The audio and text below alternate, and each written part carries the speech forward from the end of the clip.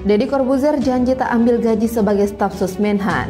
Deddy Corbuzier menuai kritikan tajam di media sosial seiring dilantiknya sebagai staf khusus Menteri Pertahanan. Sebab pelantikannya dilakukan di tengah efisiensi anggaran yang dilakukan Presiden Prabowo Subianto di tengah membengkaknya utang negara. Netizen menganggap tugas Deddy Corbuzier sebagai staf sus bidang komunikasi sosial dan publik seharusnya dapat dilakukan oleh Humas di dalam kementerian tersebut tanpa merekrut orang baru. Maksudnya Deddy Corbuzier sebagai staf sus dianggap hanya akan menghabiskan anggaran negara yang justru kontraproduktif dengan strategi efisiensi yang saat ini sedang diupayakan untuk menyelamatkan keuangan negara. Belakangan Deddy menegaskan bahwa dirinya tidak akan mengambil gaji atau keuntungan materi dari posisinya. Deddy menjelaskan bahwa sejak awal dirinya sudah menyampaikan kepada Kementerian Pertahanan bahwa ia tidak akan menerima gaji atau keuntungan finansial dari jabatan tersebut. Ia juga menantang publik untuk mengecek kontribusinya dalam membayar pajak dan total kekayaannya.